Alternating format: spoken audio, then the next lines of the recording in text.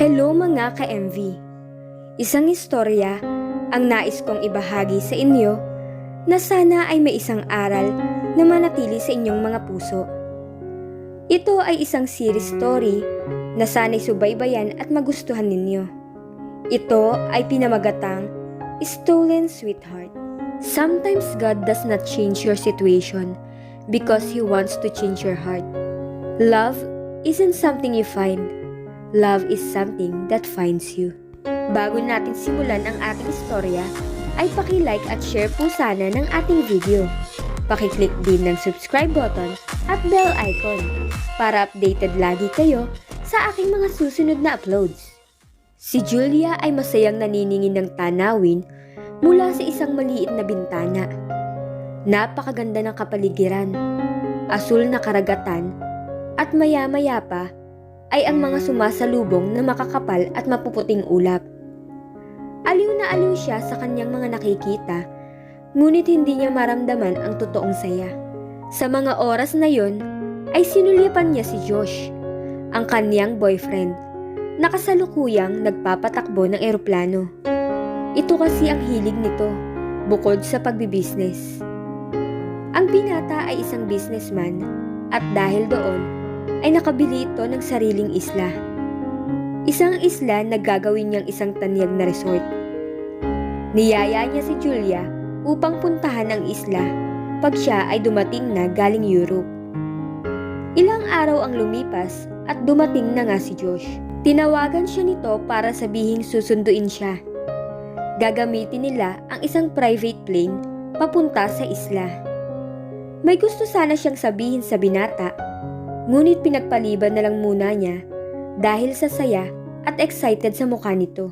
Ngayon, ay dumiretso na sila sa eroplano at nagsimula na silang i-enjoy ang mga tanawin. Hindi maintindihan ni Julia ang kanyang pakiramdam. Bakit parang kinakabahan ka? Takot ka ba sa heights? Tanong ni Gerald. Si Gerald ay matalik na kaibigan ni Josh. Palagi na rin nila itong nakakasama sa mga gimmick na may kasama ding babae. Ngunit nung nakaraan lang ay naging single na ulit ito. Medyo lang, nilingon ito ni Julia sa likuran ng kanyang pinagkakaupuan. Hindi naman siya natatakot, pero parang hindi siya mapakali. Iba ang pakiramdam niya na parang nag-aalala. Hindi siya mapanatag ng mga sandaling yun. Tingnan niyo yun oh, sabi ni Gerald. Mga magagandang tanawin na ang sarap tingnan, para bang mga paintings. Inilabas agad ni Gerald ang kamera niya upang kuhaan ito ng mga litrato. Ito naman ang hobby ni Gerald, ang magkuha ng litrato. Naging abala ito sa pagkuha ng litrato, samantalang si Julia ay pinagmamasdan lang siya dahil naaaliw dito si Julia. Kapag kinasal kayo, make sure na ako ang photographer ha, sabi ni Gerald. Make sure okay ang schedule mo. Sagot naman ni Julia. Oo naman, sabihan niyo lang agad ako. Kailan ba kayo magpapakasal? Tanong nito. Tumahimik lang ang dalawa. Sorry, is that a thoughtless question? Dagdag ni Gerald. Napangiti lang si Julia. Mukhang joker kasi si Gerald. Minsan seryoso, pero mas madalas palabiro. Yes, it was. Pero don't worry, kilala na kita, so I'm not offended. Sagot ni Julia. Ouch naman, sagot ni Gerald. Don't worry, i-work out natin yan. Dapat nga noon ka pa niya niyayang magpakasal. Hindi pa siya natatakot na baka matauhan ka? Tawa pa ni Gerald.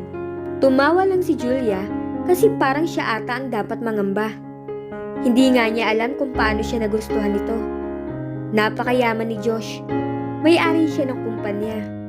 Halos mga modelo, artista, at beauty queen ang mga nagiging kasintahan nito.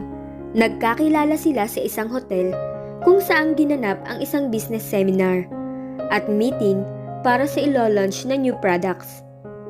Nang maglakad siya papunta sa hallway, ay nakita niya ito na nakasandal sa pader at parang malalim ang iniisip. Nahikayat siyang kausapin ito. Hanggang sa nagpunta na agad siya sa coffee shop at nag-usap hanggang magmadaling araw. Inihatid siya nito sa bahay at kinuha ang cellphone number niya. At doon nagsimula ang lahat. 3 years na silang magkarelasyon. Sa mga panahon na yon, ay walang araw na iniisip niya na baka bigla na lang itong humiling ng paghihiwalay. Pero dahil sa nagtagal na nga sila, ay napanatag na siya na baka sila na nga ang magkakatuluyan. Until recently, confident man si Josh, sabi ni Julia. Paano kung may ibang magkagusto sa'yo? Tanong ni Gerald. Nailang siya nang tingnan siya ni Gerald. Para kasi siyang kinikilatis nito. Pero ngumiti na lang siya pabalik dito. Puro ka talaga biro, Gerald. Sita ni Julia. Eto talaga ako eh. Don't worry, magiging mas maganda ang relasyon niyo ni Josh. Paano mo naman nasabi? Feeling ko lang. Sorry if inistorbo ko kayong dalawa. Nagpumilit kasi akong sumama. Gusto ko kasing mapuntahan yung isla at madami nagsasabi na sobrang ganda daw doon. Nangati akong kumuha ng mga litrato. Don't worry, hindi ako magiging istorbo. Oo naman, alam ko. Sagot niya dito. Muli ay naitanong niya sa sarili kung napag-iwanan na ba siya ng panahon pagdating sa sex. Never pa kasi nila yung ginagawa ni Josh. I really welcome your company, sabi ni Gerald. Sayang lang at single ka ngayon. Burden lang sa akin ang relationship na yan. Nagtawanan lang sila. Ngunit napatigil sila nang biglang maramdaman nilang bumaba ng ilang diba ang eroplano. Napasigaw siya ng bahagya at napakapit sa sandalan ng kanyang upuan. Sorry about that, sabi ni Josh. Maya-maya pa ay umuga na naman ang eroplano. Wala silang ibang makita kundi makakapal na ulap. Sinabi nito na isa raw ito sa nararanasan ng karamihang mga piloto. Mukhang nagkaroon ng air turbulence. Mabilis naman silang nag-seatbelt. Sobrang panik ang nararamdaman niya pero hindi niya yon pinapakita. Watch out! Sabi ni Julia nang makita ang isang bundok na nakaharang sa dadaanan nila. Kita naman ni Julia kung paano abalang kinokontrol ni Josh ang mga knobs at levers para maiwasan ang panganib. Pinilit niyang pataasin ang eroplano at umaasang sapat na ang kakayahan ng makina nito para malampasan ang bundok. Mabilis naman itong umangat at nalampasan ang bundok. Pero maya-maya pa ay may malakas na tunog ng metal ang sunod nilang narinig. Napasigaw sila nang para bang bumaliktad ang mundo nila at naramdaman na nagpaikot-ikot na sila sa ere. Maya-maya ay nawalan na lang siya ng malay dahil sa matigas na bagay na tumama sa ulo niya. Asul na kalangitan ang unang nakita ni Julia pagmulat ng kanyang mga mata. Napatingin siya sa paligid at napaisip kung nasa saan siya. Ilang sandali ay naaalala niya na unti-unti ang nangyari sa kanila. Punong-puno ng sugat ang buong katawan niya. Ngunit maswerte pa din siya dahil yun lang ang tinamo niya. Tumayo siya at hinanap ang mga kasamahan. Huli na nang mapansin niyang nasa bangin pala siya. At nang subukan niyang tumayo, ay muntik na siyang malaglag. Buti na lang at nakakapit siya sa isang sanga dahilan para hindi siya bumagsak. Tulong! Sigaw ni Julia. Nagbabaka sakali siyang may tutulong sa kanya dahil nararamdaman na niyang nagsisimula ng mabunot ang halamang kinakapitan niya. Napakasakit ng likod niya. Unang naramdaman ni Gerald sa unang pagmulat ng kanyang mga mata. Natulala siya at unti-unting bumabalik ang kanyang ala-ala. Mabilis siyang tumayo upang hanapin ang mga kasamahan. Habang hinahanap ang kasamahan, ay nakakita siya ng usok sa di kalayuan. Nang tingnan niya, ay sira-sirang eroplano. Nakaligtas ba sila? Nasaan sila? Bulong ni Gerald. Namataan niya si Josh. Kung titingnan ito, ay masasabing wala ng buhay at kailangang madala agad sa ospital. Kailangan niyang ilayo si Josh sa eroplano dahil dumadaloy na ang gasolina dito na maaaring maging sanhi ng pagsabog nito. Pupuntahan na sana niyang kaibigan nang biglang makarinig siya ng isang tinig. Tulong! Agad na tumakbo si Gerald papunta kay Julia dahil ito ay buhay pa at hindi niya sigurado kung si Josh ay nakaligtas talaga. Malapit nang bumitaw ang halaman sa lupa nang biglang masilayan niya ang mukha ni Gerald.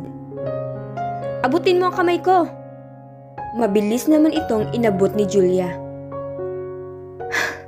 Are you okay? Tanong ni Gerald. Hindi siya makapagsalita dahil sa matinding kaba. Dito ka lang. Nagmamadaling sabi ni Gerald. Ngunit nang papaalis na ito, ay isang malakas na pagsabog ang yumanig sa paligid. Napasigaw ito at dinaganan si Julia para protektahan. Ano yun? Tanong ni Julia. Hinihingal ito at hirap huminga. What's wrong, Gerald? Nilingon ni Gerald ang pinagmulan ng pagsabog. Okay ka lang ba? Tanong ni Julia. What was that? The plane, I think. Si Josh. Nakita mo ba si Josh? Lungkot ang nakita niya sa mga mata ni Gerald. Bakit? Nag-aalalang tanong ng dalaga. Si Josh. Nasaan ba siya? Nakita ko siya malapit sa eroplano na walang malay. Ilang sandali pa bago maintindihan ni Julia ang sinabi ni Gerald. Kung malapit si Josh sa eroplano at sumabog ito, marahil ay kung ano na ang sinapit nito. Hindi maaari. Umiiyak na sabi ni Julia. Akmang tatakbo ito, ngunit pinigilan siya ni Gerald. Pitawan mo ako. Hindi pwede. Masyadong delikado. Baka sumabog pa uli ang eroplano. Pero paano si Josh? Walang makakatulong sa kanya sa ngayon. Bitawan mo ako. Tulungan natin siya. Kahit subukan lang natin. Hindi na niya naituloy ang pagpunta nang muli itong sumabog. I told you, it's dangerous, sabi ni Gerald. Hindi niya maintindihan ang gagawin dahil gusto niyang tulungan si Josh. Ngunit delikado, umagos ang luha sa kanyang mga mata. At niyakap naman siya ni Gerald ng mahigpit. Josh, si Josh. I know. Hindi pa man lang natin aalamin kung buhay pa siya. Ako na lang ang pupunta. Tumakbo si Gerald papunta sa sumabog na eroplano. Nakatingin siya rito. No one could survive these explosions. Bulong niya. Nanlumo si Gerald sa nakita. Wasak na wasak ang eroplano na hanggang ngayon ay nagliliyab pa rin. Halos wasak ang mga puno sa paligid, sanhi ng pagsabog. Nanikip ang dibdib ni Gerald sa kanyang nakita. Oh no! Tinig mula sa likuran. Damn it! Iba sabi ko stay there? Ayaw ni Gerald na makita ni Julia ang nakakatakot na nangyari sa kanila. Josh! Sigaw ni Julia. Wala na siya, Julia. Sabi ni Gerald sabay yakap dito. Hindi totoo yan. I'm sorry, Josh. Malaki ang pagdududa na matatagpuan pa nila ito. Malamang ay naging abo na ito. Walang makakaligtas sa ganoong pagsabog, lalo na at sobrang lapit ni Josh dito. Niyakap na lang niya si Julia dahil yun na lang ang tanging kaya niyang gawin sa mga sandaling iyon. Maya-maya pa ay nagpumilit si Julia na maghanap sa mga labi ni Josh. Ngunit nagboluntaryo si Gerald na siya na lamang. Nananalangin ito habang hinahanap si Josh na sana ay buhay pa. Ngunit hindi ata nasagot ang kanyang panalangin. Pakiramdam niya ay pasan niya ang daigdig sa mga oras na yun. Lumapit si Gerald kay Julia at niyakap ng mahigpit ang dalaga.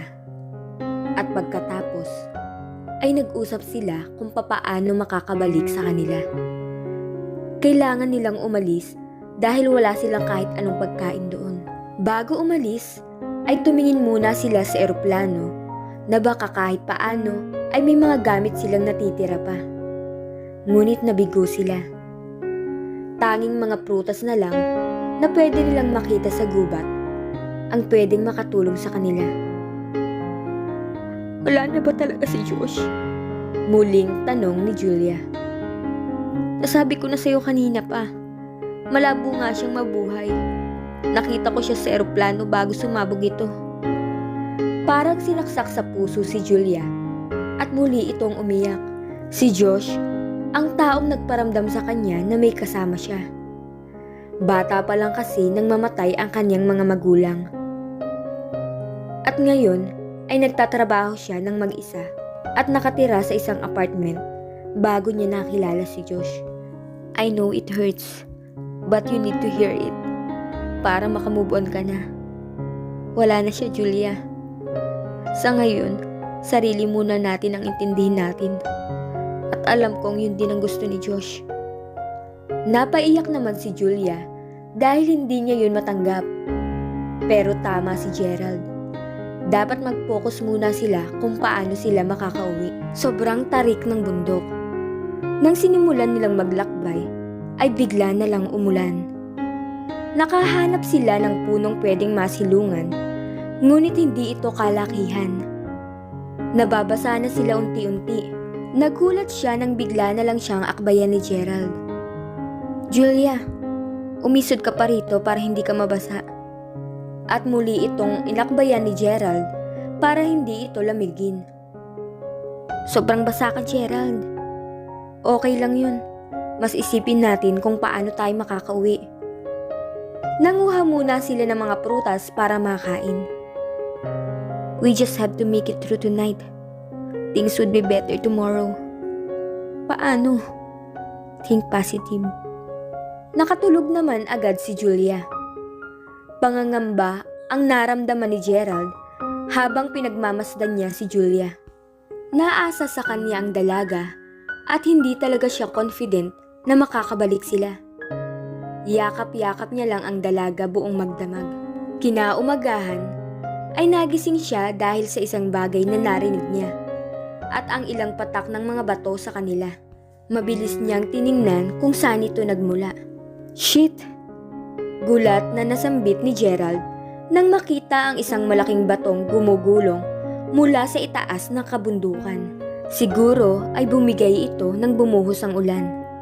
Kailangan nilang makaalis dahil malapit na ito sa kanila. In seconds, they would be flattened under its weight. Walang kaalam-alam si Julia sa nangyayari nang biglang may kumabig ng marahas sa kanya. Pagkatapos ay gumulong-gulong sila. Isang malaking bagay ang gumulong sa harapan nila na hindi nila ito inaasahan. Mabilis na mabilis ang tibok ng puso ni Julia. Nakakagulat naman kasi na paggising mo ay ganun agad ang sasalubong sayo. Kitang-kita rin niya sa mukha ni Gerald ang labis na kaba dahil sa pagkabigla. Ano ba yun? Tanong ni Julia tungkol sa malaking bagay na gumulong kanina. Ramdam na ramdam nila ang pagyanig ng paligid. Isang malaking bato. Malamang ay bumigay ito sa lupa dahil sa malakas na ulan kagabi. Nakikita ni Gerald ang kanyang sarili kung sakali siya ay madaganan ng bato. Bato? Oo, pero buti na lang okay tayo. Pakiramdam nila ay nanigas ang buo nilang katawan at nagtataka na bakit parang sunod-sunod ang naging pagsubok sa kanila. Pero gaano kaya sila katagal makakaligtas? Sinasabi ko sa'yo, malalagpasan natin to. Sabi ni Gerald na wari ay nahulaan ang naramdaman ni Julia. Kailangan natin maghanap ng safe na lugar para mapagpahingahan. Kinabukasan, ano ang gagawin natin? Ni hindi nga natin alam kung saan na tayo. For now, we'll take it one day at a time. Or even 1 hour at a time. Nasaan na tayo? Tanong ni Julia kay Gerald. Nakatayo sila sa ibabaw ng isang malaking bato habang nagmamasid sa paligid. Baka kasi may matanaw sila na kahit na isang palatandaan para makauwi sa kanila. I have no idea. Nagpapasalamat na lang sila na kahit papaano ay nakakakita sila ng mga puno na hitik sa bunga para meron silang makain. Wala silang makitang daan o kahit na anong palatandaan. 3 araw na din ang lumilipas nang sumabog ang kanilang sinasakyang eroplano. Doon na din sila naliligo sa talon at nagpapahinga sa ilalim ng malaking puno. Kailan kaya tayo makakabalik? Wala akong idea kung kailan. Pero ang good news ay buhay pa naman tayo at kahit papaano ay hindi tayo nagugutom. Medyo nangangamoy nga lang tayo. Ikaw lang kaya, dinadamay mo pa ako? Ako lang, mas mabaho ka nga. Kapal mo talaga. Ikaw talaga yun. Ayan amoy na amoy ko.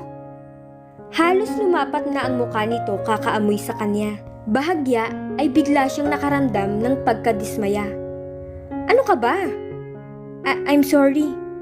Ayos lang. Magpahinga na lang muna tayo. Wag na muna. Maglakad na tayo para mas mabilis tayong makahanap ng kahit na anong palatandaan para makauwi. Isang araw ay labis silang natuwa nang makarinig sila ng helicopter. Dali-dali silang umakyat sa bahagi ng kabundukan na hindi masyadong mapuno. Sumigaw sila at kumaway para kuhain ang atensyon ng nasabing helicopter. Pero hindi sila nakita nito. Madaming beses na naiisip ni Julia na hindi na sila makakalabas pa sa kagubatan at maaaring doon na din sila matuluyan. Namaos na sila kakasigaw at nangalay na ang mga braso nila kakakaway, ngunit wala pa ding nangyayari. Nilagpasan lamang sila sa kinaroroonan nila. Maya-maya pa ay isang maliit na tuldok na lang ang nakikita ng kanilang mga mata mula sa kalangitan. Napaiyak naman si Julia dahil nawawalan na siya ng pag-asa. Bagsak na bagsak ang pakiramdam nito ng mga sandaling iyon. Maya-maya pa ay hinimas ni Gerald ang kanyang likuran. Huwag mong sabihing makakaya pa natin to at makakauwi pa tayo. Hindi ko sasabihin yun, Julia, pero gagawin natin. Sa palagay mo ba, binabantayan tayo ni Josh? Oo naman. Namimiss ko na siya. Julia. Nag-angat siya ng paningin at pinagmasdan ang mukha ni Gerald. Nang pagtingin niya, ay nagtama ang kanilang mga mukha. Nagkaroon ng tensyon sa pagitan ng dalawa. Papalapit ng papalapit ang mukha ni Gerald at tingin niya ay naninigas ito na tila ba may nilalabanan. Maya-maya pa ay sobrang lapit na ng mukha ni Gerald. Napaiktad naman si Julia at mabilis na umatras. I'm sorry about that. Wala ka dapat ihingi ng tawad. Ilang sandali pa ay nakatanaw si Julia ng isang talon at pinasya muna nilang magpahinga sa tabi niyon. Maya-maya ay parang naaakit siyang maligo sa talon. Tumayo ito at dahan-dahang pumunta sa pangpang hanggang sa mabasa ng tubig ang kanyang mga paa. Hindi naman ganun kalamig ang tubig. Kumuha siya ng tubig at inihilamos sa kanyang muka.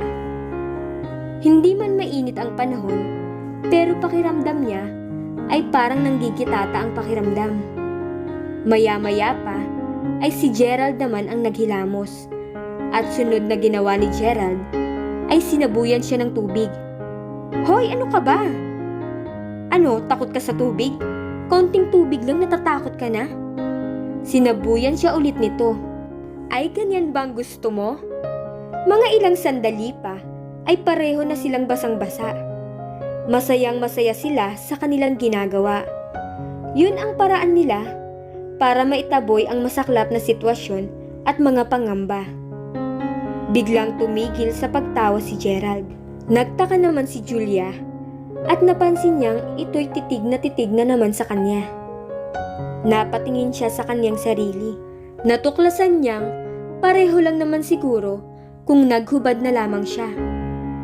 Lalayo na sana siya nang bigla siyang yakapin nito at halikan. Sandali lamang siyang nagpumiglas at maya-maya ay tumugon na rin ito. Mukhang sabay ata silang naimasmasan. Sa oras na titigil siya, ay eksaktong pagtigil din ni Gerald at pinakawalan siya nito sa pagkakayakap. Mabilis itong tumayo at naglakad palayo. Naisip niya na kabaliwan ang kanyang ginagawa. Kawawala lamang ng best friend niya at ilang araw pa lang ang dumaraan at siya ay nandun para pormahan ang girlfriend nito. Hindi ito ang panahon para mawala sa sarili. Bulong sa kanyang sarili. Yun ang mangyayari kung patuloy siyang titingin kay Julia. Dahil kung titingin siya dito, ay maaari lang siyang matukso dahil sa basang damit nito. Ibinabaling niya sa ibang direksyon ang kanyang paningin at ilang malalim na hugot hininga ang ginawa niya. Tara na, yaya nito at patuloy sila sa paglalakad. Nananalangin si Gerald na sana'y makabalik na sila sa kanila.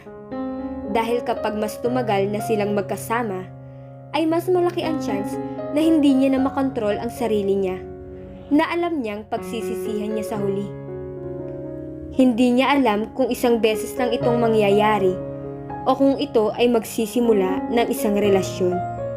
Kaya lang, hindi niya kayang traidorin si Josh. Binilisan ni Gerald ang kanyang paglalakad, ngunit hindi niya alam kung saan ang tatahakin niyang lugar. Naglalakad na lang sila ng kahit saang direksyon na sa tingin nila ay tama at nananalangin na sana ay gabayan sila pabalik sa kanilang lugar. Sa tingin mo ba makakalabas pa tayo dito? Kailangan ko ng totoong sagot. Nawawalan na din ng pag-asa si Gerald na makakaligtas pa sila. Pero madalas pa ding sabihin nito na makakauwi sila. Ngunit malaki ang pagdududa niya na hindi taos sa puso niya ang kanyang sinasabi. Sobrang pagod na sila. Kakaunti na din ang mga prutas na nakikita nila. Kaya ngayon ay napakatindi ng pagrereklamo ng kanilang tiyan. Masyado na silang nanlalambot at nahihirapan na ding maglakad. Nauuna si Gerald sa paglalakad dahil naniningin ito sa paligid na baka sakaling may mga prutas pa silang pwedeng makain. Hinang-hina na din ang katawan nito. Kung maaari nga lang ay magpahinga na siya. Iniisip ni Julia na baka maging maayos na din ang lahat at umayon sa kanila ang swerte. Ngunit nagkakamali siya. Ilang sandali ay parang may isang bagay na dumampi sa kanya. At nang paglingon niya, ay nakita niya ang isang maitim na lalaking may dalang sibat na siyang dinidikit sa likuran niya. Napasigaw siya ng malakas, ngunit natigilan siya nang umakma itong sisibatin siya. Maya-maya pa ay nagsulputan na ang mga kasamahan nito. Nag-uusap-usap sila, ngunit ibang lengguwahe ang gamit nila. Malakas ang kutob niya na panganib lang ang dala nito sa kanila. Nakakatakot ang mga itsura nila. Malalaki ang katawan na parang kasing tigas ng bato. Nakabahag lamang ang mga ito. Sobrang takot ang nararamdaman niya. Si Gerald na lang ang pag-asa niya. Ngunit nanghina siya nang makita niyang may nakatutok na ding sibat dito. Ano bang nangyayari, Gerald? Hindi ko alam, pero mukhang miyembro sila ng isang samahan. Anong gagawin nila sa atin? Yun ang dapat nating alamin, Julia. Pinipilit kong intindihin ang mga salita nila. May isa sa samahan ang naiintindihan sila at naiintindihan niya. Alam ko na, Julia. May samahan nga sila na tinatawag nilang samahan ng mga malalakas. Parang ganun. Pero ang good news ay may mga pagkain sila at bahay na matitirhan. May bad news din ba? Ang grupo nila ay puro lalaki lamang. Ang babaeng pwedeng manirahan sa kanila ay dapat asawa ng isa sa mga lalaki. Mahigpit ang grupo nila, kaya kung papayag ka, ay magpanggap tayo bilang mag-asawa. Sige, walang problema. Muling nakipag-usap si Gerald sa isang lalaki. Dinala na sila sa lugar nila at pinakain. nagtitinginan sila ng lahat. Ang mga kababaihan ay kapareho lang din ng suot ng kalalakihan. Ngunit kahit papaano ay may kaunting tabing ng tela ang pantaas ng mga ito.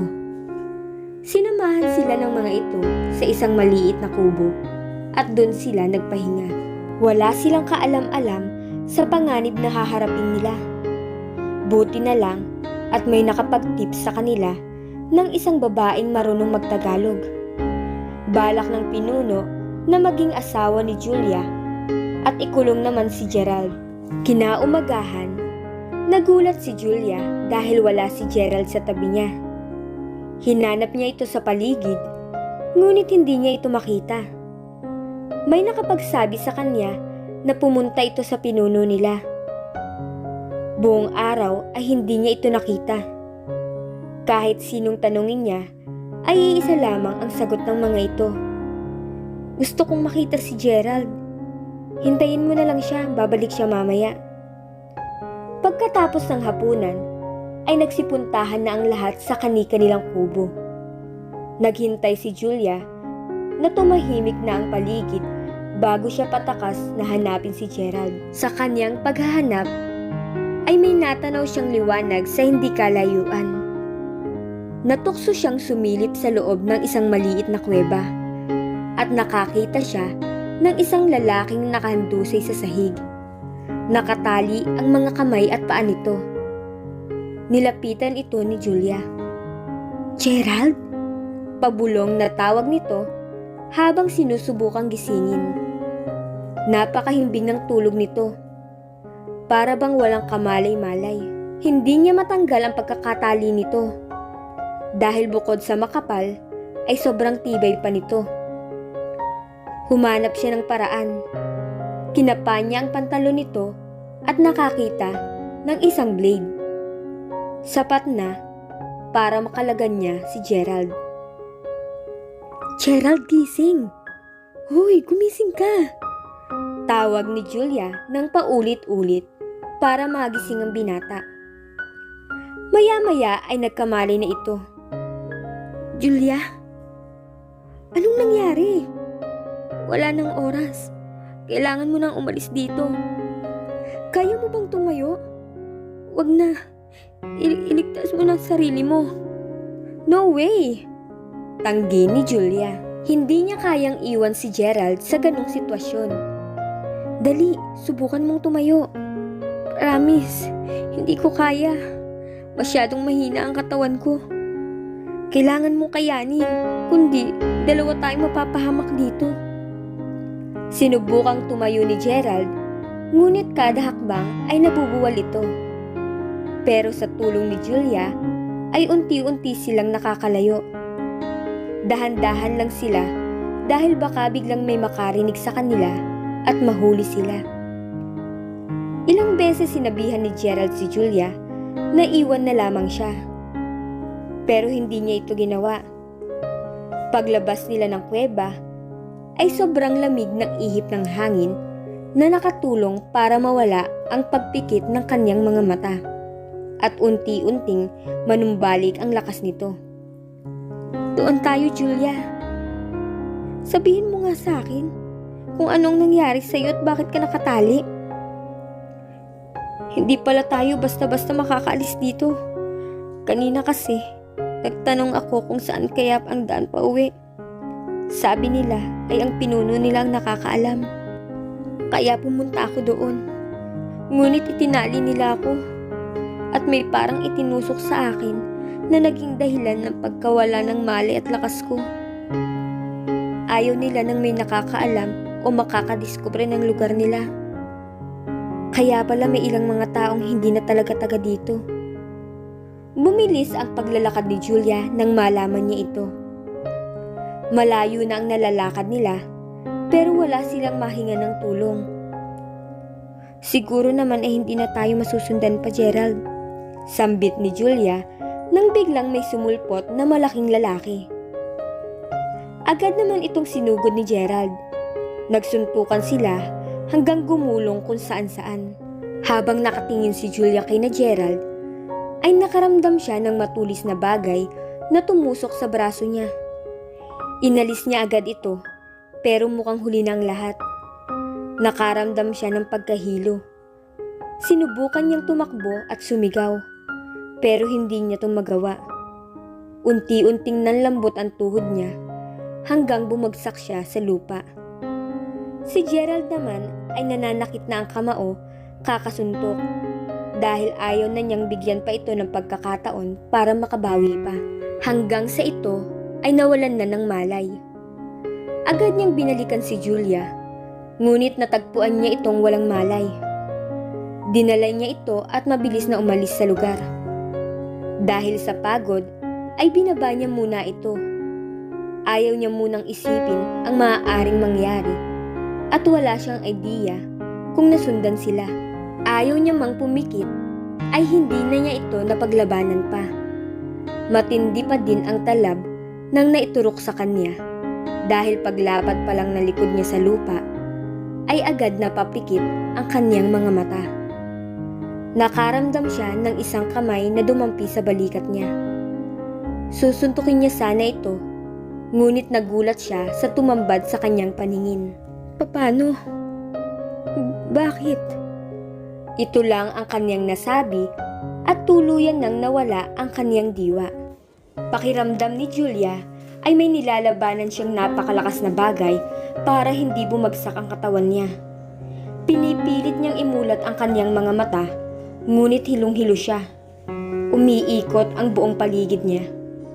Nang maimulat niya, ay napakalabo ng paningin niya, pero unti-unti ay luminaw na ito. Una niyang nakita ay ang maliwanag na ilaw. At nang ilibot niya ang paningin, ay para bang nasa isa siyang silid. Ospital? Paano ako nakarating dito? Tanong niya sa sarili sa mga panahon na yun. Tanging naaalala lang niya ay nawalan siya ng malay. Pagtingin niya sa gilid ng kanyang kama, ay may isang lalaking nakayupyup ang ulo at natutulog. Si Gerald. Sobrang saya dahil ligtas sila. At bukod doon, ay natutuwa siya na kahit nasa safe place na sila, ay binabantayan pa rin siya nito. Hinimas niya ang ulo nito at ito ay nag-angat ng kanyang ulo. Laking pagkagulat niya nang makita ang mukha nito. Nasa langit na ba ako? Tanong niya sa isip dahil ang lalaking kalapit niya ay hindi si Gerald. Ito ay si Josh. Kinusot niya ang kanyang mga mata dahil baka namamalikmata lamang ito. Hinawakan nito ang kanyang mga kamay. Buhay ako, Julia. Ako ito.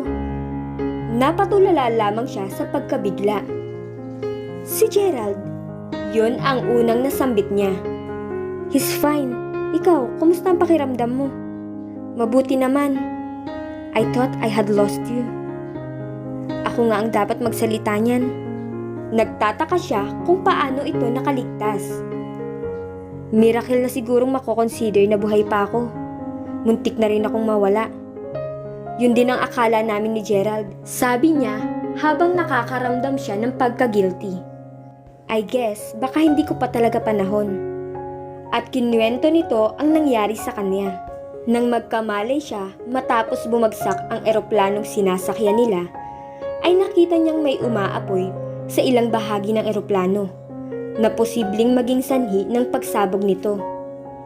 Pinilit niyang bumangon kahit sobrang sakit ng katawan niya. Nasa isip niya na kailangan niyang makalayo agad. Hindi pa man siya sobrang nakakalayo, ay sumabog na ito at yumanig ang kapaligiran. Tumalsik siya at nawalan ng malay. At nang paggising niya, ay may isang lalaking gumagamot sa kanya. Isang mangangaso sa bundok. Akala niya ay mamamatay na siya ng mga sandaling yun. Ni hindi na nga din niya alam kung paano siya nakabalik sa syudad at sa ospital. Tumawag ako ng search and rescue operation para hanapin kayo ni Gerald. Pero maliit daw ang pag-asang buhay pa kayo. Posible kasing nasa loob din kayo ng eroplano nang sumabog ito. Nung medyo malakas na ako, ay nagpumilit akong sumama at labis ang saya ko nung matagpuan namin kayo. Nasaan ba si Gerald? Isip niya ay baka wala na ito at hindi ito maidiretsyong sabihin ni Josh. He's fine. Sa katunayan, ayan, nandiyan na siya. Hi Julia, how are you? Tanong ni Gerald. Mabuti naman. Ikaw ba? I'm fine. Ang pakikitungo ni Gerald ay para bang may distansya sila na para bang wala silang pinagsamahan. Mabubuhay yan. Masamang damo kaya yan? Sabi ni Josh. Look who's talking. Tawa ni Gerald. Anyway, I just wanted to check on you. And I'm glad you seem to be okay. I guess I'll be going now. Sabi muli ni Gerald na noon ay tumalikod na pagkatapos magpaalam. Nasaktan si Julia sa kinikilos ni Gerald. And she quickly realized maybe because she had fallen in love with him. Nang makalabas ng ospital at fully recovered na siya, sila ni Josh ay bumalik na sa dati.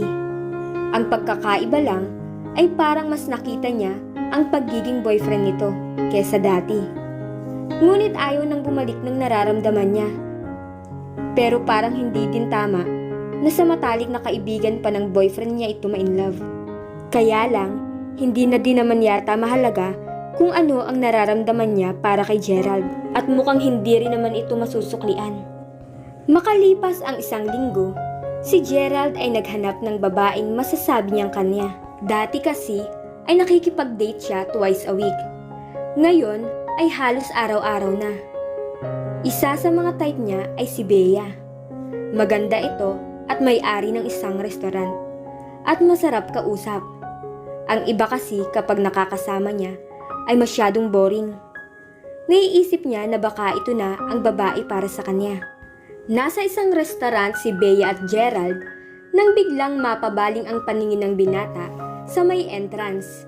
At sobrang gulat niya nang pumasok din doon si Josh at si Julia na matagal-tagal niya ding hindi nakikita. Sobrang ganda ni Julia at mukhang maayos na talaga ang lagay nito. Napansin ni Bea na may tinitingnan si Gerald. Kilala mo ba sila? Oo. Best friend ko yung lalaki si Josh at girlfriend niya si Julia. Bakit di mo sila tawagin? Kumaway si Gerald sa kanila at nakita agad ito ni Josh. Hindi naman makangiti ng maayos si Julia. Nang makalapit sila, ay pinakilala ni Gerald si Bea. I have an idea. Saluhan niyo na lang kaya kami dito. Alok ni Bea. Of course, sagot ni Josh. Hindi napigilan ni Julia na magtanong. So, totoo pala ang bali-balita na madalas daw kayong mag-date dahil naghahanap tong si Gerald ng babaeng pipiliin niyang magiging asawa niya. Napakasakit ng nararamdaman ni Julia ng mga sandaling iyon. Mukhang maganda at smarte tingnan itong si Bea. Bagay na bagay nga silang dalawa. Sina Bea at Josh ang mas madalas mag-usap. Pasingit-singit lang kasi sina Gerald at Julia. Ilang minuto ang nakalipas at nagpaalam na sila Josh. Bagay na ikinaluwag ng hininga ni Julia. Is there something wrong? Tanong ni Bea kay Gerald. Wala. Mabilis na sagot nito. Are you sure? Of course, I'm fine. You are not. You seem so distracted. May gusto ka ba sa babaeng yun? Of course not. Okay, if you say so. Wala naman kasing problema yun sa akin. I am very open-minded woman. Besides, girlfriend siya ng best friend mo. And for sure, hindi ko siya kakompetensya. Of course. Ilang linggong lumipas habang kumakain ng dinner si Gerald sa parehong restaurant. Nang makita niya si Julia, ay nakita muli niya si Josh na nakatingin at nakaway sa kabilang bahagi. Kumabog muli ang dibdib niya sa pag-aakalang makikita na naman niya si Julia. Laking gulat niya na ibang babae ang naghihintay kay Josh. At mas nagulat siya nung hinalikan ito ni Josh. Madalas din ang paghahawakan nito ng mga kamay. Niluloko niya si Julia? Bulong sa sarili. Pinanood niya lang ang kaibigan dahil baka naman nagkakamali lang siya. Maya-maya pa ay nagbayad na siya at umalis. Kinabukasan ay sinugod niya si Josh at sinuntok sa muka. Ano bang problema mo? Hindi sumagot si Gerald at umalis siya kaagad.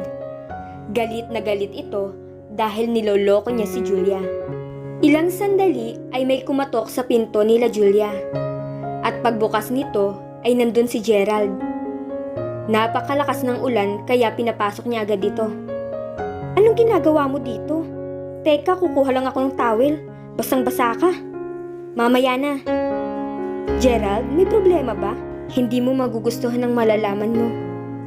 Tungkol ito kay Josh. Ayoko sana sabihin, kaya lang may iba na yata siyang babae. Yes, I know. Bala ko sanang sabihin sa'yo, kaya lang sa tingin ko kasi ay hindi pa tama ang panahon na to para malaman mo. Naiintindihan mo bang sinasabi ko? Oo naman, I did. Hindi ko alam ang gagawin ko sa kanya kaya sinuntok ko na lang siya. You what? Ba't mo ginawa yun? Because he is cheating on you. He's not. What? Yung nakita mo ba is yung magandang babae, smart looking, brown hair at maputi? Yes. Then he's not. Si Jean yun. I know her. At okay lang sa'yo? It's alright. Wala na kasi kami ni Josh. Nag-usap kami nung time na nakita niya kami sa restaurant. Masakit man kay Julia ay hindi niya na lang ito pinahalata. Wala sa akin nababanggit si Josh. Para saan pa? May beya ka na naman, di ba? Dami mo pang ang dinedate. Yes, I am. Because the only one person I want to be with for the rest of my life is no longer available. It's you. I love you, Julia. Gerald, naguguluhan na ako sa mga nangyayari. Para kasing nabago ng aksidente ang buhay ko. Bago maganap ang aksidente, ay alam ko na ang tungkol kay Jane. Makikipaghiwalay na dapat ako kay Josh. Naghihintay lang ako ng tamang tiyempo. Grabe, Julia. I've been through worse trying to stay away from you. Sabi ko nga sa'yo, naguguluhan pa ako. Ayoko naman sabihin na in love na ako sa'yo. Sabay kagat sa labi dahil sa kaniyang nasabi. Biglang napangiti si Gerald. Totoo ba? Namahal mo na ako? Muli ay hinagkan ni Gerald si Julia. Pagkalipas ng 2 buwang preparasyon, ay ikinasal na sina Gerald at Julia. Nagsiuwian ang mga kamag-anak ni Gerald mula sa ibang bansa. And to show them that there were no hard feelings among them all, Josh even stood as Gerald's best man. At dito na po nagtatapos ang kwento ng Stolen Sweetheart. Maraming salamat po sa pagsubaybay sa pag-iibigan ni Gerald at Julia. They had been through a lot, and now they were more open to the possibility that they are destined to be together for the rest of their lives.